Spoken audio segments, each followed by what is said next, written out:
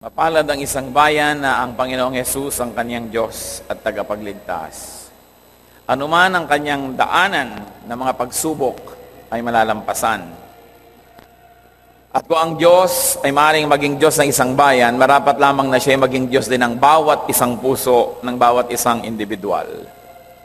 Napakarami po na nagsasabing sila ay nananalig sa Diyos, sila ay makadiyos, subalit nagahari ang takot sa kanilang buhay, at pinaghaharian sila ng kung ano-anong mga masasamang bunga ng takot. Meron pong isang karakter sa isang pelikula na nagulat ako at sinabi niya, "The fear of loss is a path to the dark side." Ang takot daw na mawalan at takot na matanggalan ng anumang bagay ay maaaring maging daan patungo sa isang madilim na bahagi ng pagkatao ng sinuman. And I said to myself, it's a very biblical concept.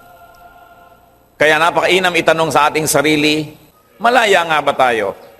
Sapagkat kung tayo may mga kinakatakutan, lalo't ikinakatakot na mawala sa buhay, hindi nagiging ganap ang kalayaan. What do you fear to lose?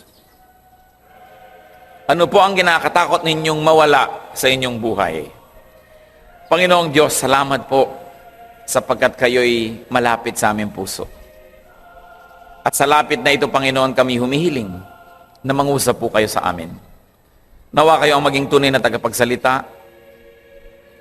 May you accomplish your holy purpose for gathering us today, and may you accomplish that purpose in our individual hearts as well as in our collective fellowship. We pray, Father, that you may be our speaker. Through our Lord Jesus, we ask that you use your servant as your footstool, as your instrument. Lift up yourself and bless your people. Deliver us from ignorance. Deliver us from fear. In the name of Jesus we ask. Amen. Ano po ang ikinakatakot ninyong mawala sa inyong buhay? What do most people fear to lose that can lead to the so-called dark side? The fear to lose anything that can actually lead a person to commit sin. Unang-una, people are afraid to lose their physical life. Yung buhay na ito, takot na takot mawala, kaya nga mayroong handang pumatay, may handang magnakaw, may handang mandaya, mabuhay lang siya. Also, people are afraid to lose other people or their loved ones. Ang problema sa pag-ibig, pag umibig ka na takot ka na mawala ang iyong iniibig. Nagkaroon ka ng anak, ayaw mo nang mawala ang iyong anak. Nagkaroon ka ng asawa, nagkaroon ka ng kaibigan. We are afraid to lose our loved ones. People are also afraid to lose material possessions. Kaya mga kotse ay may mga alarm, ang mga manibela ay nilalak para huwag manakaw. Ang bahay nilalagyan ng mga bakod, gate, alarm. Ang mga bag may lock. Dahil takot na takot tayong mawala ang ating material possessions, especially money. People are afraid to lose their means of production that brings them the material possessions. So people are afraid to lose their jobs, land or capital, influence or power that brings money or material things. People are afraid to lose power. That's why there are people who taste being powerful and never want to give it up no matter what. Pag nakatikim ng konting kapangyarihan ay nahihibang, nalalasing at nagiging addicted to power. That power may be physical, it may be financial or economic, it can be social and psychological power over other people, but people are afraid to lose power. Kaya kuminsan kahit sa politika may nagbabarila, nagpapatayan kasi ayaw nilang mawalan ng kapangyarihan. May mga nandadaya sapagkat gusto nilang manatiling may kapangyarihan. Merong mga gumagawa ng masama sapagkat ayaw nila na mawala ng kapangyarihan. People can also be afraid to lose prestige. So they resort to lies, to cover up mistakes. They hire public relations people to make an image for themselves because they want to continue being prestigious and honorable and prominent, even though that may not be true. People are afraid to lose pleasure, especially providers, sources of and tools for pleasure. Ayaw na ayaw natin pag nakalasap na tayo ng konting sarap, ginhawa, na mawala pa yon kahit kailan. Pag nakatikim na ang tao ng air-conditioned room, ipaglalaban na talaga na lagi siyang merong air conditioner kahit hindi na niya makaya. Pag nakalasap na siya ng sarap, ng mga bisyo at layaw, handa nang ibenta ang kaluluwa, maituloy lang ang pagpapasarap. Also, people are afraid to lose their physical attractiveness, especially their youth or beauty. So kung napapansin nyo pa, puro P. But among others, marami pa namang iba that people don't want to lose. But people don't want to lose physical life, people, possessions, power, prestige, pleasure, and physical attractiveness.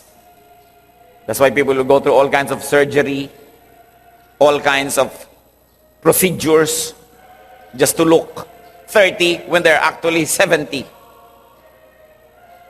Hanggang ang puso day makarating na sa pisngi, kapapataas ng balat. Pwede. Now, what do people do to prevent or stop such losses? Which is really the heart of the matter that we like to discuss. Among what we have said, there are still things that people would like to keep or they don't want to lose. But what people do to prevent or stop such losses can be very, very interesting. Because this, what the people do, can lead to the so-called dark side. First of all, people worry. The most fruitless endeavor that anyone can embark on is to worry. To worry about life, to worry about safety, to worry about aging, to worry about things. And then to toil. To toil endlessly and obsessively. To make and to gather more and more money, more and more possessions, so that they will be feeling more and more secure. Yan po ang ginagawa ng tao para maiwasan na mawala ang mga gusto niyang tangkilikin at hawakan sa buong buhay. Mag-alala o kaya magtrabaho ng walang humpay. People become greedy. They become selfish, unkind, even oppressive to others. Dito po nag-aaway-away ang mga pamilya, mga magkakapatid na hindi naghahati-hati ng tama sa dapat paghatian because one of them would like to have more than others, probably more worried than others about the future. People become self-seeking, self-promoting. People become vain. Also, people destroy themselves. And in the process, they can also destroy others. Marami tayong nababalitaan na sa pagtatangka na magpa-opera para gumanda, namamatay sa operating table. Nagkakaroon ng mga complications. Sa pagpapabanat ng muka, hindi na makabahing o makatawa kasi mapipilas ang muka. Nakakatawa sa biglang tingin, pero nakakaawan mo po yung nakaganon lang. Tawang-tawa na ako, tumigil ka. Hindi ako makatawa. Mapipilas ang mukha ko. You know, the pathetic things that happen to people just because they like to remain young-looking. When even the creases on our skin and our face can become trophies and evidences of a life well-lived. People destroy themselves and others, especially when people become jealous. Because when you don't want to lose something, you become jealous. Now, what does the Bible say and teaches concerning such obsessions and fears? Salamat na lang at ang Biblia ay maraming sinabi tungkol sa mga bagay na ito na hindi natin kailangan maligaw sa pag-iisip at pagbubulay-bulay sa ganitong mga pandarayan ng sanlibutan. First of all, the Bible teaches us, do not love this world too much. Huwag sobrang mahalin ang mundong ito. Bagamat dapat mahalin, dapat tangkilikin, dapat pag sumikapang ayusin, linisin, pag malasakitan. Do not love life in this world too much because you are just a pilgrim. You are just passing through. Dumadaan lang tayo sa mundong ito, hindi tayo dito magtatagal talaga. James 4:14, what is your life? You are a mist that appears for a little while and then vanishes. Ano daw ba ang buhay? Isa ka lang usok na nandyan lang sandaling-sandali, ilang saglit, at pagkatapos ay nawawala. Hebrews 9:27, man is destined to die. Whenever I am asked to deliver a message in a funeral, in a wake, I always have a little regret inside of me. And I always think it would have been better to deliver this message before their loved one died. Isa po sa mga burden ng puso ng inyong lingkod, ihanda ang mga anak ng Diyos, ihanda ang mga tao sa pagharap sa mga kapaitan ng buhay. Isa dyan ay ang kamatayan ng mga mahal natin sa buhay dahil tiyak na darating yun. Mahirap magbigay ng ginhawa, ng comfort sa isang taong kaharap niya ang bangkay ng kanyang mahal sa buhay. Dapat yon bago pa man mangyari yon, nakahanda na ang ating loob sapagkat tiyak na mangyayari. The Bible says man is destined to die. 1 John 2:15, do not love the world or anything in the world. If anyone loves the world, the love of the Father is not in him. So anything that is physical only, anything that is fleeting, must not be loved too much. That should also include people. Do not love people too much. Baka mamaya ipamalita nyo, sabi ni Pastor Ed, huwag na daw tayo magmahalan. Love people, but do not love people too much. Because they can become your idol, they can become your God. And if you love people too much, and if they leave you, if they fail to love you back, what will happen to you? Or they love you back, and they are so good, and then they die, what will happen to you? That's why even in the Bible, when Abraham was tested by God, the test was so severe. Matagal na walang anak si Abraham, at nung nagkaanak siya, kaisa-isang anak sa kanyang asawa na si Sarah, ay sinubok siya ng Panginoon. Genesis 22 verse 2, then God said to Abraham, take your son, your only son Isaac, whom you love, sacrifice him there as a burnt offering. Matapos manalangin si Abraham ng katagal-tagal, at nung siya ay 100 years old almost, ay binigyan siya ng isang anak. Nung ang anak niya na ito ay mga 10 years old almost, sinabi ng Panginoon, gusto ko, itali mo si Isaac, ialay mo siya dun sa altar, sunugin para sa akin. Sumunod si Abraham. It's a very, very interesting test. Could it be that God wanted Abraham to be sure that Isaac has not replaced God in his heart? Dahil pag nagkaroon ka ng anak, pwedeng mapalitan na ang lahat. Pati asawa na papalitan pag may anak. Yung anak ko, pagka mabuti ang grades. Yung anak mo, pagbabagsakin. Pero anak ko, maraming mga asawa nagsaselo sa anak dahil parang nalimutan na siya ng asawa niya mula nung nagkaanak. Lalo siguro ko 100 taong ka naghintay. Tapos ngayon, hihingi ng Diyos. Sinunod po yan ni Abraham. At so, to make a long story short, when they were already on top of that mountain and he bound this little boy and he was about to slay him, to offer him, an angel of the Lord stopped him. At sabi sa kanya sa Genesis 22:12, do not lay a hand on the boy, he said. Do not do anything to him. Now I know that you fear God because you have not withheld from me your son, your only son. Gaano po karami sa atin ang babagsak sa ganitong uri ng pagsubok? Ipagpapalit ang Diyos, ipagpapalit ang pananalig dahil lang sa pag-ibig sa kapwa-tao. Kung minsan hindi pa nga anak, girlfriend pa lang, boyfriend, nahikayat na lumayo sa Diyos. Matthew 10:37, from the mouth of the Lord Jesus, anyone who loves his father or mother more than me is not worthy of me. Anyone who loves his son or daughter more than me is not worthy of me.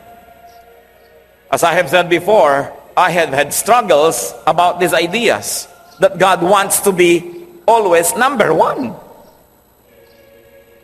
But the Lord over time made me realize that it is out of His goodness that He wants to be our first love. Because anything or anyone that we love can be the source of our pain and sorrow, especially when that anything or anyone is taken away. But because God is eternal and God does not leave us nor forsake us, and that God is never unfaithful, then God wants to be our first love, because when God is our first love, our heart is secure. Hindi pala pagiging makasarili niya yon. Para tayo mga magulang ngayon, kung pwede na lang na, anak, huwag ka nang umibig dyan kay bigote.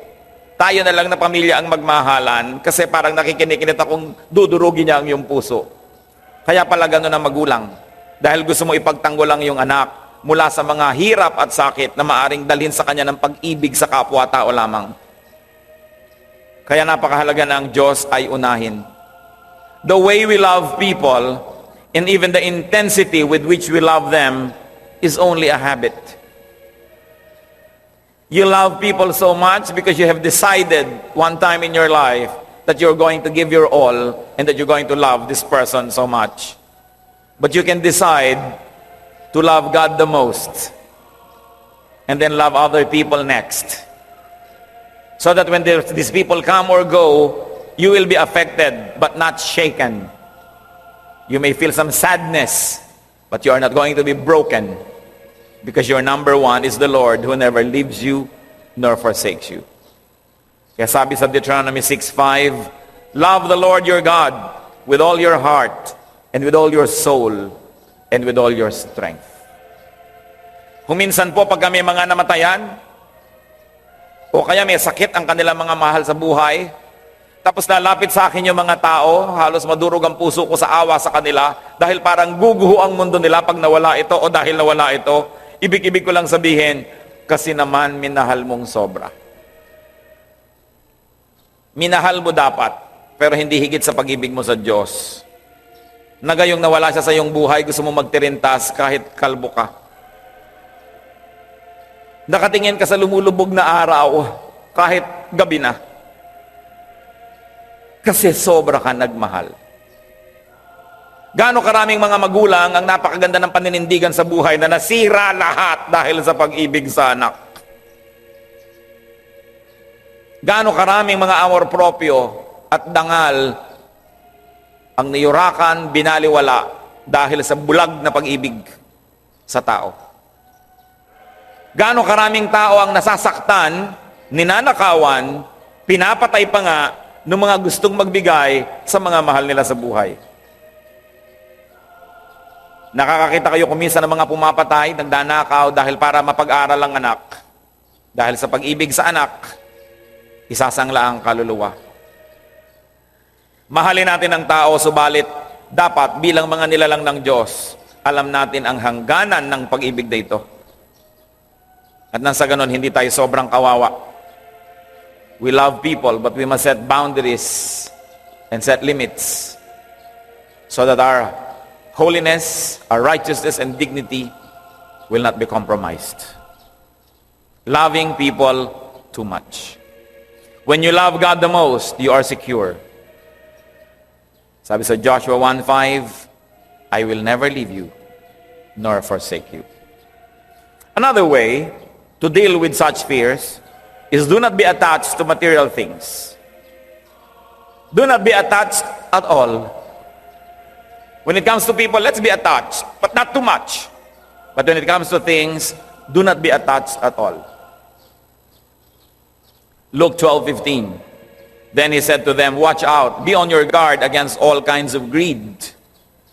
A man's life does not consist in the abundance of his possessions. If the Lord gives us nice possessions, nice, enjoy them. But if they are not there anymore, don't chase them. If they are there, salamat.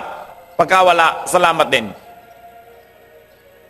1 Timothy 6:9-10, people who want to get rich fall into temptation and a trap, and into many foolish and harmful desires that plunge men into ruin and destruction. For the love of money is the root of all kinds of evil. Some people, eager for money, have wandered from the faith and pierced themselves with many griefs. Kung may pera tayo, salamat.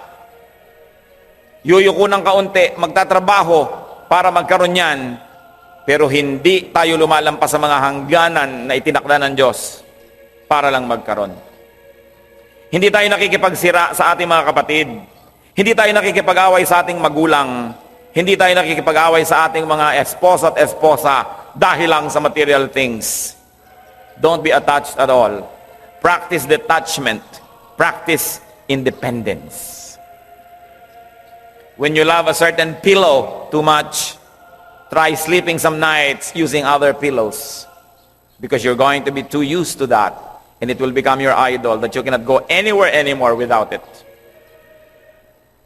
That's why it is important to go on retreats, to go on camps, so that we can go back to being Spartan, so we can declare independence from the comfortable things we get used to. Because if you begin to love the things that give you comfort, you will become their slave. Hindi dapat kasanayan. That's why it is important to learn to be contented. I never said, learn to be dreamless or goalless, but learn to be contented. When you do your best within what God allows, then enjoy the fruits of your effort.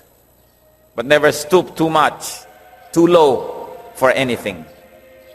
Philippians 4:11 and 13, Paul says, I have learned to be content whatever the circumstances. Why? Because I can do everything through Him who gives me strength. Ang lahat ay nagagawa sa tulong ng Diyos. Ang lahat ng kulang ay nalalampas at napupunan. Ang lahat ng hina ay napapalakas sapagkat may Diyos tayo sa ating puso.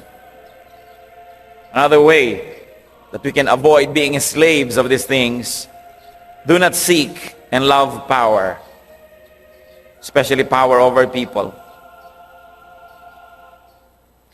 History is replete with men and women who have had nearly absolute power. But how did they end their earthly lives? Sa kabila ng pagbubunyi, pagsunod, halos pagsamba ng mga tao sa kanila, anong uri ng wakas ang kanilang hinantungan? Kaya sabi sa 1 Peter 5:3, huwag tayong magnasa na maging Panginoon ng ating kapwa. Because power over other people corrupts. And as they say, well, power corrupts, absolute power corrupts absolutely. It's always good to have checks and balances. What happens to people when they can do nearly everything they want to do? They self-destruct. Look at how the Roman Empire destroyed itself because of its excesses. Look at how nearly all civilizations reach an apex of prominence and wealth only to self-destruct. Poverty can purify the soul more than wealth can do. That's why even the lack of many things can become a blessing.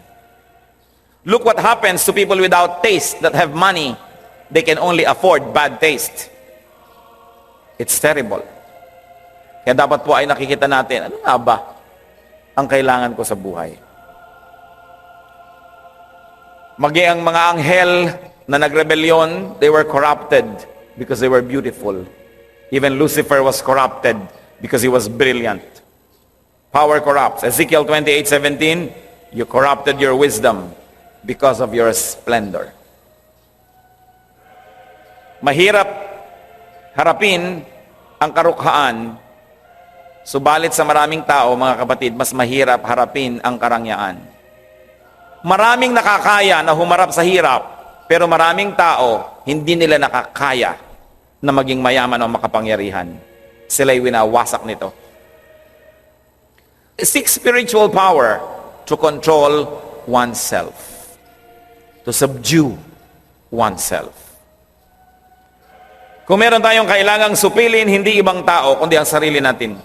Romans 7:18-19, I have the desire to do what is good, but I cannot carry it out. For what I do is not the good I want to do. No, the evil I do not want to do, this I keep on doing. And you think some criminal is speaking here, but this is Paul who was saying it. Sabi niya, gusto kong bumait, pero di ko magawa. Gusto kong gawin ang tama, pero ang nakikita kong nagagawa ko lagi, yung ayaw kong gawin na mali, yun ang nagagawa ko. Kaya ang kailangan natin supilin ang sarili. Romans 7:24 to 25, his conclusion, what a wretched man I am. Who will rescue me from this body of death? Thanks be to God through Jesus Christ our Lord. Because through Christ, we can be successful. We can overcome. Kaya sabi, I can do all things through Christ who gives me strength. And the gift, the fruit of the Holy Spirit, Galatians 5:23, among others, points to self-control. A person who can control himself by the grace of God is a person that can shape his destiny. Self-control is important. Kaya ang sabi ni Paul sa 1 Corinthians 9:27, I beat my body and make it my slave. Can you imagine making your body your slave? Pag sinabi mo sa body mo, hindi, masama yan, susunod siya. Itong gawin mong mabuti, susunod siya. Gaano karami po sa mga tao ang alipin ng kanilang katawan na ang totoo, yung katawan nila ang amo. Sabi ng katawan, huwag ka munang gigising, masarap pang mahiga. Sabi ng katawan, sundin mo ang sexing yan, sundan mo siya at siya ay yung dapat na maangkin, sunod ka naman. Sabi ng mata mo, sundan mo, sunod naman ng mata mo. Sabi ng paa mo, tumayo ka, habulin mo, habol ka naman. Sabi ng sikmura mo, masarap lahat yung nasa hapagkainan, kahit marami pa sa likod mo sa pila, sa buffet na ito, kunin mo lahat. Kaya santambak yung nasa plato mong ganyan. Sinusunod mo yung katawan. Sabi niya, I beat my body and make it my slave. Because this body becomes the entry point to the dark side, so to speak. Do not seek and do not love prestige, prominence. To be well known is a horrible burden. Look at many people in the show business. They do everything to be known. And once they are known, they hide behind large, dark glasses. They pay so much for privacy because they know that to be known is a burden. Yung po mga gustong sumikat, hindi nyo palang alam ang bigat na dalhin ng pagiging kilala. Luke 20:46, the Lord speaking here, beware of the teachers of the law. They like to walk around in flowing robes and love to be greeted in the marketplaces and have the most important seats in the synagogues and the places of honor at banquets. Sabi, huwag nyo silang tutularan. Gusto nilang laging bida, laging sikat. Hindi ganyan ang dapat mangyari sa isang tao. And of course, do not be obsessed with pleasure. Huwag laging magharap ng sarap. Do not seek and do not love pleasure. Yun pong kwento tungkol doon sa maraming iba't ibang uri ng buto. May tumubo, may hindi. May tumubo pero hindi lumago. Luke 8:14. The seed that fell among the thorns stand for those who hear, but as they go on their way, they are choked by life's worries, riches, and pleasures, and they do not mature. The goal of going to church, the goal of Christian life after being saved through faith in the Lord Jesus, is to grow and mature and to be like Christ. But many people do not mature because they love pleasure, not discipline. Sinasabi ko lagi, para po mag-mature, dapat may ministry ang isang tao. Pero iba, ay naku, mahirap yan. May mga meeting, may demand sa oras mo, makakabawas sa yung free time, sa yung sariling kagustuhan. So wag na lang. So they end up not maturing at all. Do not be obsessed with pleasure. Pleasure is ephemeral. It is fleeting. Tulad nyo, paypayan kayo ng paypayan, ba't ayaw nyo tumigil? Dahil sa isang paypay mo may hangin, tas wala na uli, kaya uulitin mo ulit, tas uulitin mo ulit, ulit ka ng ulit, ng ulit, ng ulit. And sometimes, the calories you burn by moving your arm makes you hotter than the wind and swift of wind that it brings to you. But it's not immoral to fan. So sige, magpaypay kayo na magpaypay. Di bale. Ang sinasabi ko lang, sa isang paypay mo may sarap. Uulitin mo ngayon, kaya ulit ka ng ulit ng ulit. Ganun po ang sarap sa buhay. You always have to work so hard to keep experiencing it. And the moment that the stimulus is not there anymore, you are empty. Just like people who find comfort and happiness in watching, let's say, CDs and videos. So when the names are there, scrolling up the screen, and the show is ending, what do? Pop in another disc into your machine because you're empty and alone again. Because the things that we depend on for entertainment, for happiness, never last. While they may be enjoyed, especially if the Lord allows you to enjoy them and gives them to you, do not love them. Treat them as a dispensable item in your life. It's there, good. If it's not there, life is still good. Kaya maganda nga sabi ko yung mga nagka-camp, nagre-retreat, when you go back to basics, when you convince yourself that you can live without many things that you have been used to. Hebrews 11:25, even Moses is commended. He chose to be mistreated along with the people of God rather than to enjoy the pleasures of sin for a short time. Siya po'y lumaki sa royal court ng Ehipto, subalit minarapat pa niya at minabuti na makilala na isang Hudyo, isang Hebreo, at maging mistulang alipin na rin tulad ng kanyang buong lahi, kaysa siya ay magpasasa sa mga sarap sa Ehipto na kadalasan ay maraming kasalanang kasama. Do not be obsessed with youth and with physical beauty. Husbands are enjoined by the Bible, sabi niya, be faithful to the wife of your youth. It is not to the youth of your wife. Very clear, to the wife of your youth. So that if your wife grows older, especially if she looks old because of you, continue to love her. Sometimes some women are deceived and are actually obsessed and oppressed by this culture that tells them that they must look forever young. But how can you defy the forces of gravity for long? Gravity will win. So kailangan hindi tayo sobrang obsessed dyan. Kung talagang 70, 60 ka na, natural, may konti ka ng puti, napaka-abnormal naman na itim pa rin lahat ang buhok mo. Napaka-abnormal na niwala man lang kulubot ang iyong mukha.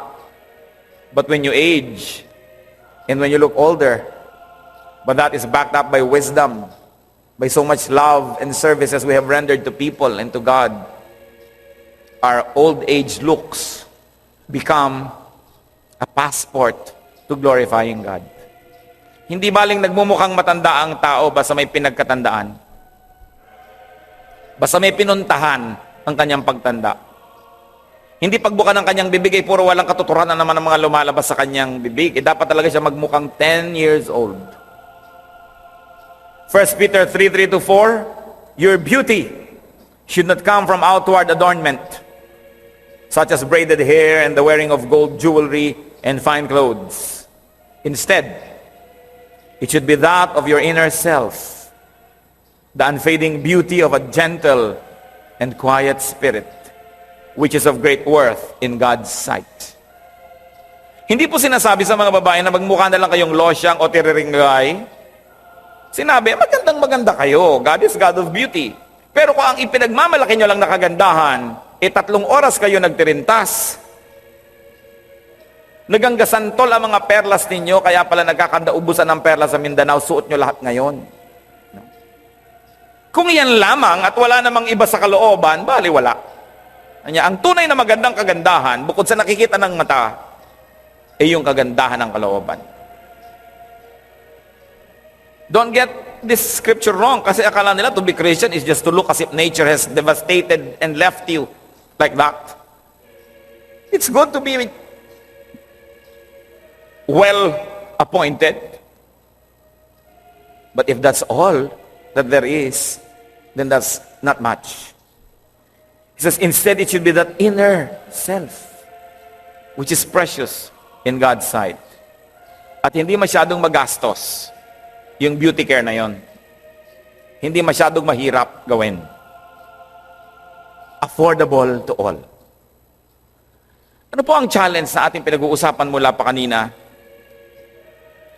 what you desire to have,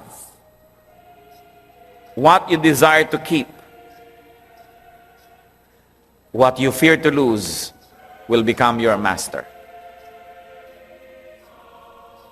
Ano man ang gusto nyo, hinahangad na makamit, hinahangad na huwag mawala, yan ang inyong magiging amo.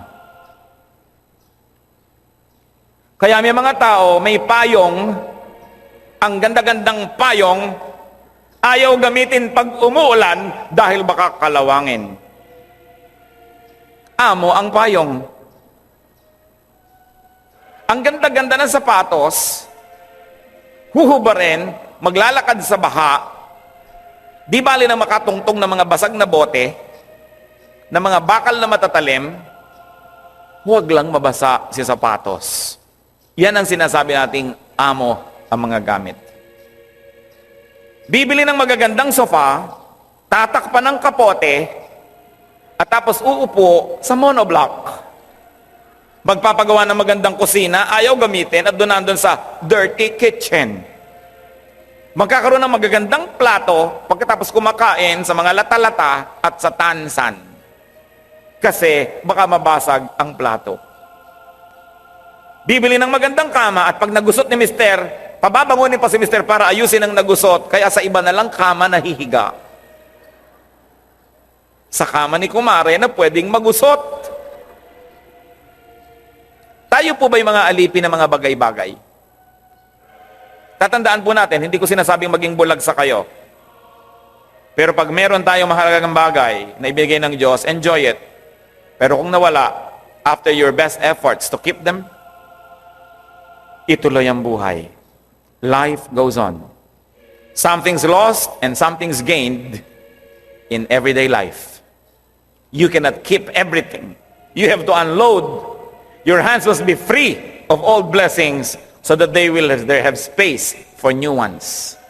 May nawawala sa pang-araw-araw na buhay.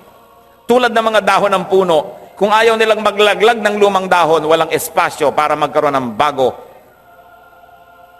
There is constant renewal in life. You cannot hold on to things forever. They have to be left behind. Be free. Do not desire. Do not be attached. Kung meron, meron. Kung wala, wala. Your desire, your passion will make you possessive. Your desire will make you selfish. It will make you jealous. It will make you suspicious, worrisome, and afraid. Your fear of loss can lead you on the path to your dark side, to our sinful nature. James 4:2-3. You want something, but don't get it. You kill and covet, but you cannot have what you want. You quarrel and fight. You do not have because you do not ask God. When you ask, you do not receive because you ask with wrong motives, that you may spend what you get on your pleasures. So this is the reason why many people lack many things. Because they don't ask God. And even if they did ask God, they are asking with wrong motives. So God doesn't give to them.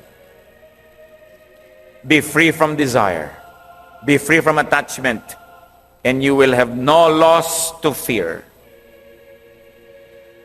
Gaano tayo magiging kalaya, mga kapatid, kung hindi tayo natatakot mawalan? Lalaya ka. Magsusuot ka ng magandang alahas, tapos sapo-sapo mo may kasalubong ka dahil baka agawin. Magsuot ka na lang ng mga Tupperware, pwede na. Agawin man nila, hindi bale. Huwag lang yung lamang siniguelas. Magpapagawa ka ng kaya ganda-gandang bahay, tapos kayong mag-anak hindi na makalabas ng sabay-sabay dahil kailangan may magbantay parate. Why are you inventing a master? Why are you creating an amo in your life? Tsaka yung tao, bantay ka ng bantay. Mga misis, ayaw kayong uwiin, hayaan nyo. Uubos ka ng pera para sundan siya ng sundan, nasakyan mo na lahat ng taxi hanggang manawag pagkasinan, kasunod ka?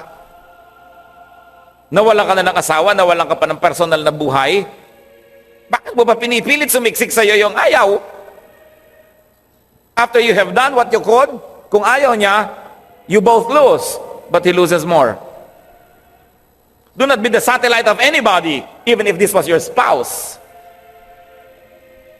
Lahat na ng mga gagawin mo, lumalakad ka ng paluhod para ka lang balikan. Sa palagay mo ba sa iyong pagmamakaawa na balikan ka, pag binalikan ka nga, igagalang ka pa? Binalikan ka nga pero alila ka na lang, lagi ka na lang sinisigaw-sigawan. Di wag na lang. Kasi sobrang ibinigay ang puso. Pastor, kasi po nahulog ang loob ko. Bakit ba nahulog ang loob mo? Araw-arawin po ba naman akong bigyan ng chiclet? Noong ikalimang araw, talagang love na love ka na siya. Ganda naman talaga yung pagpapaibig. Bibigyan ka lang ng chiclet ng 5 araw na sunod-sunod, in love ka na. Sa susunod, ibinibigay mo na sa kanyang hikaw mo. Yan kasi sobrang emosyonal. Sobrang romantic. Kawawa. Hahabol-habol. Kailangan ng tao merong sariling kahulugan ng buhay niya, whether or not there are other people around.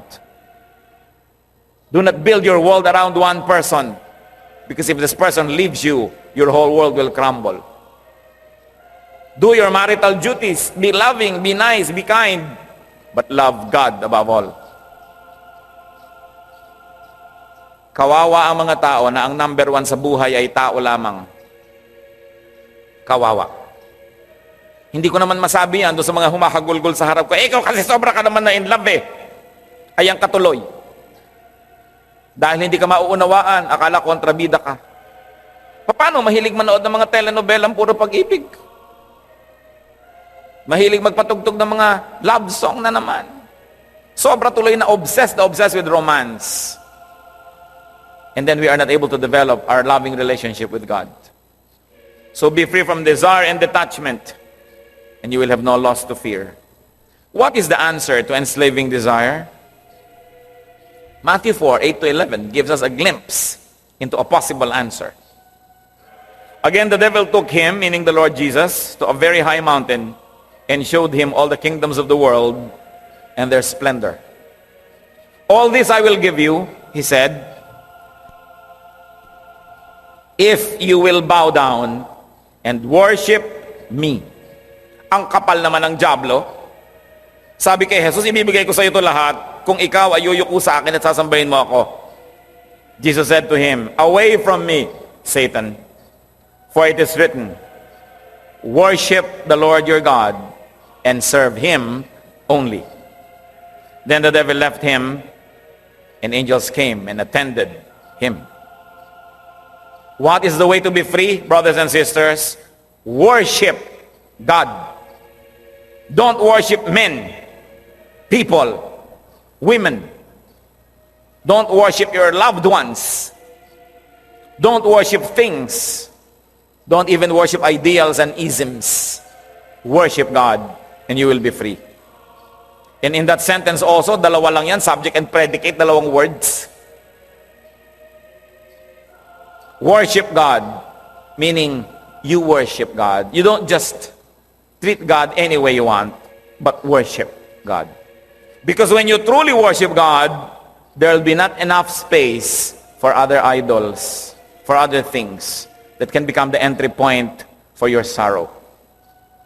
Put God first, and everything and everyone else will fall in their right places. Huwag sobrang ibigin ang mundong ito. Kawawa kayo. Learn a certain detachment by being attached to God. Kailangan umiinog ang mundo natin sa ating Panginoon.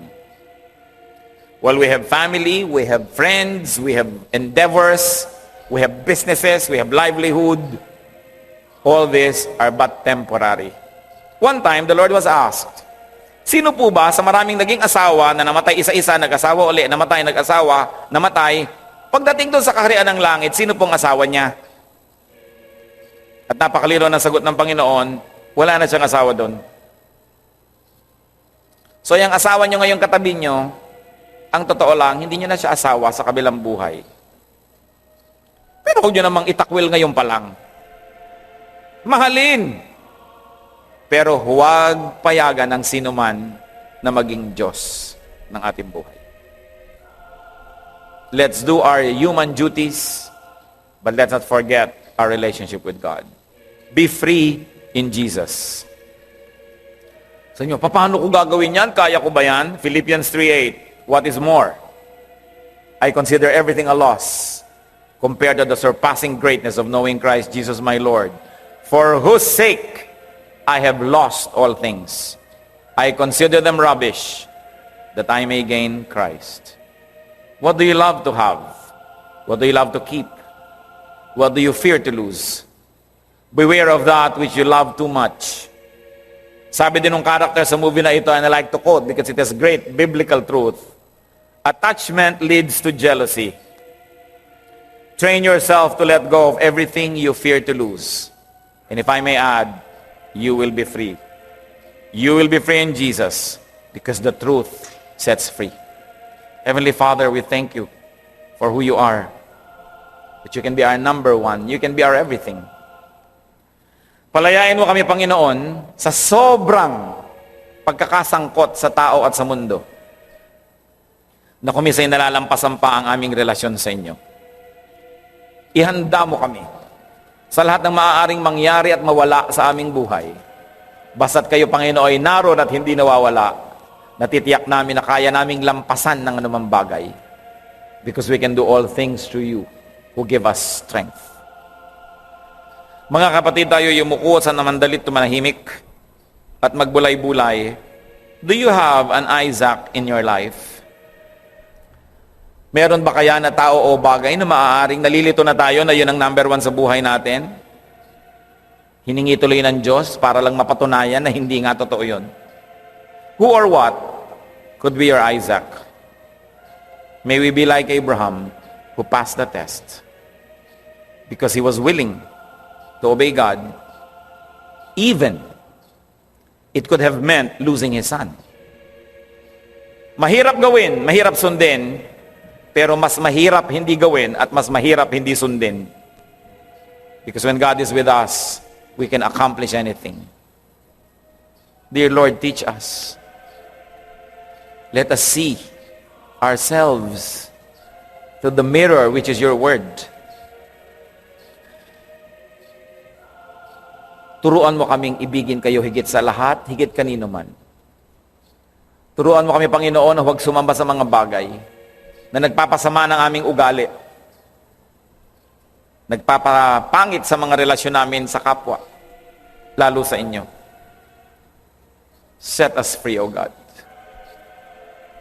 We want to be free to give you number one place in our hearts.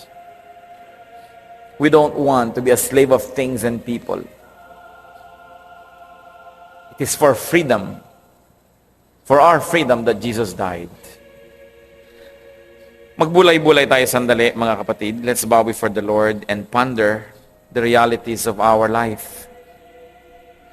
If there's anything that enslaves you, declare freedom right now. In the name of Jesus. I am not asking you to be less human than God intended us to be, but only to be correctly humane, and not to forget the Spirit of God that is in our hearts, that is the eternal part of who we are. Be alone with God for a while, and let the Spirit finish this message and lead us to practical applications in our daily life.